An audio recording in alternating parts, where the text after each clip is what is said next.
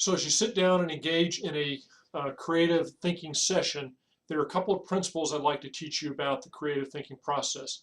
The first is to set a quota. Again, we could play a long game where I would show you that your first two or three ideas when faced with a problem are not going to be very creative. Your mind's going to quickly go through that existing pattern and then it's going to grind to a halt.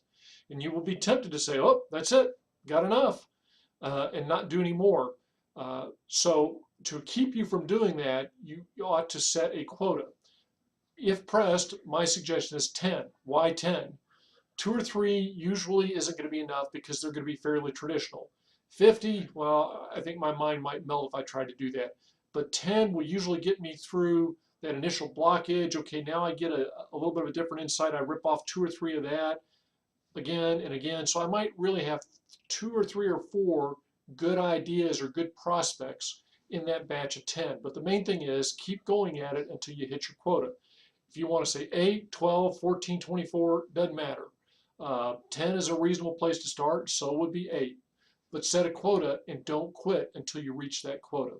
The second is the standard terminology that you hear in a brainstorming meeting, but this is what most people fail to do. And that is when you listen to an idea, you, instead of evaluating it, you try to, or negatively evaluating it, you try to positively evaluate it.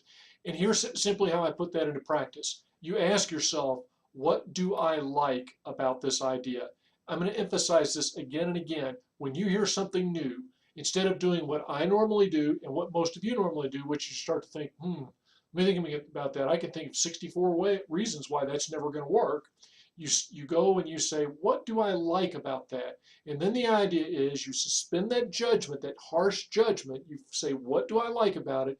And then you try to bridge and build on what you like to build a better idea. Let me tell you what is supposedly a true story.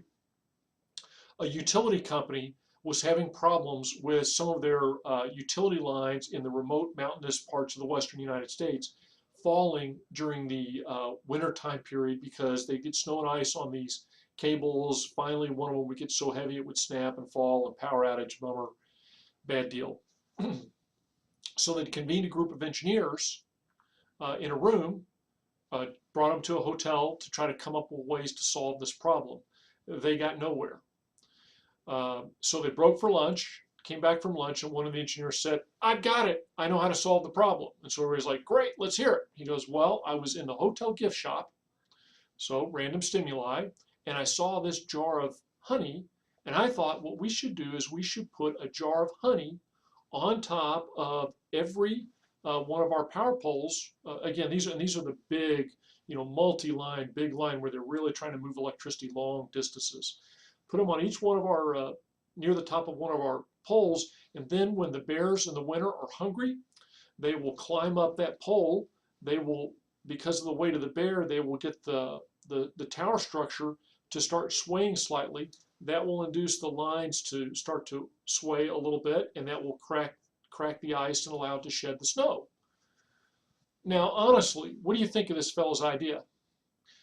It might not strike you as the stupidest thing you've ever heard, but it's probably in the top 10. Why is it stupid? Let me count the ways.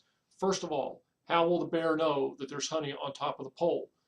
2, how will we know the bears don't hit all the honey on the first day of fall and there'll be nothing for when the winters kicks around? 3, don't bears hibernate in the winter when it's snow and ice? 4, how do we refill these things in the winter? If a bear comes up and eats it once, what's going to happen the next time we need the power to shed? 5, how can we get the bears to only do this when there's snow and ice on the lines? Okay, so what we've proven is this is probably one of the top 10 stupidest ideas ever heard. But it solved the problem. What? It solved the problem? Well, not exactly, but somebody in the audience used this principle of what do I like about this idea? What did he like about the bear? Nothing. What did he like about the idea? The notion of getting vibration in the lines to shed the snow and the ice. So what the company actually did to solve the problem is they would monitor the weather conditions, and when they were worried about a section of the the lines as being perhaps burdened with snow and ice, they would contract with a helicopter company to go and fly very slowly over the top of the helicopter lines and let the downwash get the lines to moving, which would then break and shed the ice. So this idea of the bear, not so, but instead of saying, why are we wasting our time here? Somebody said, what do I like about this idea? And from that was able to bridge to a better idea. So if you go back to my initial thing, we had to land in Wackyville, the idea of the bear, and then walk our way back to truly the land of new and novel. This is how it tends to work. The reading handout by Michalko, or however you say his name, which is one of the leading writers in creativity, he talks about the scamper technique. He explains that, or introduces it briefly in the handout I had you read. These are all perfectly valid things, and these are some good techniques. The problem is with these is sometimes it's difficult to use them to really force yourself out of the rut. You will not always be able to get your way to Wackyville with these techniques. So what I'm going to do in the final video on creativity is I'm going to expose you to some of the Eureka Ranch techniques that will be kind of guaranteed to blow you up and get you out of the rut, and we'll go to work on those. Join me in the next video to talk about those more far-fetched techniques.